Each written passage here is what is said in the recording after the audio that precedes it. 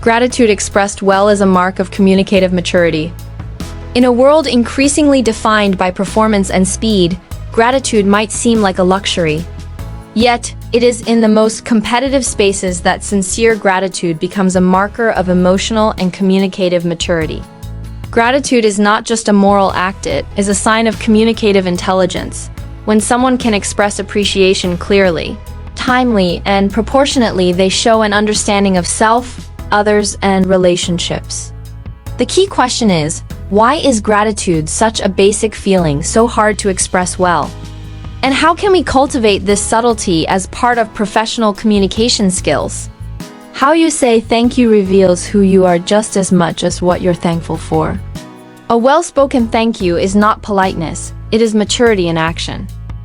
A thank you may seem simple, but it is one of the most mature forms of communication.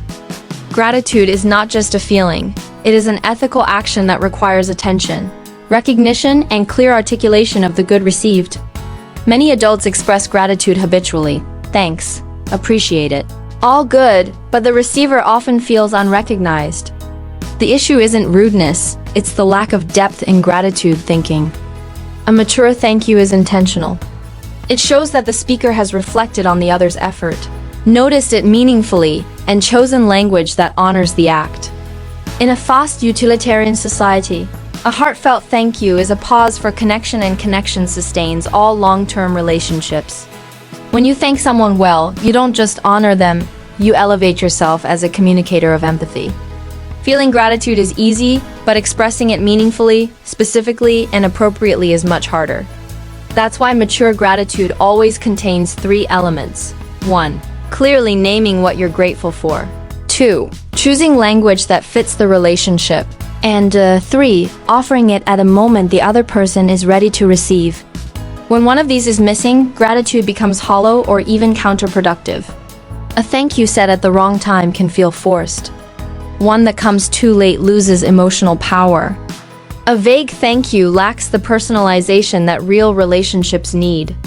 In truth, recipients of gratitude don't want fancy words, they want to feel seen. And that is the height of gratitude. Not saying it beautifully, but making someone feel genuinely valued. In many organizations, gratitude is still seen as a soft act, unnecessary in professional settings. Yet behavioral science shows that clearly expressed gratitude increases employee engagement, reduces turnover, and strengthens internal trust. When a leader says thank you not to please, but to truly acknowledge, the power dynamic shifts into partnership. The receiver doesn't just feel praised, they feel meaningful to the system. This marks a profound transformation, from one-way communication to deep human connection. A mature culture of gratitude is not where everyone is merely polite, but where thank you messages reflect empathy, attentiveness, and a genuine bond between people. Gratitude is often seen as a sign of humility, but humility isn't about lowering oneself. It's about placing others where they deserve to be. When you thank someone for something specific, you deliver a double message: I see you, and what you did matters. The paradox is this: the more mature someone is in communication, the more subtle, yet powerful, their gratitude becomes. They don't thank to impress, but to connect. They don't use flowery words, but sincere tone. That's why their thank you carries weight, not in length, but in depth. In a world where language is easily inflated, genuine gratitude is what makes words meaningful again. A mature thank you is never a solo act, it's part of a living dialogue.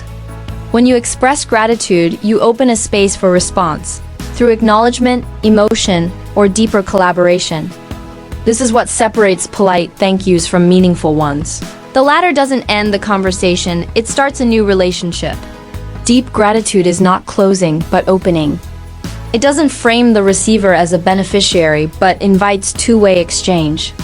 Thus, cultivating the ability to thank well is to cultivate the art of listening, emotional regulation, and relational stewardship, not just elegant phrasing. A kind society isn't built on rules, it is sustained by small acts of acknowledgement. Among them, saying thank you is fundamental. When a child learns to express gratitude properly, it's the beginning of their journey toward responsible communication.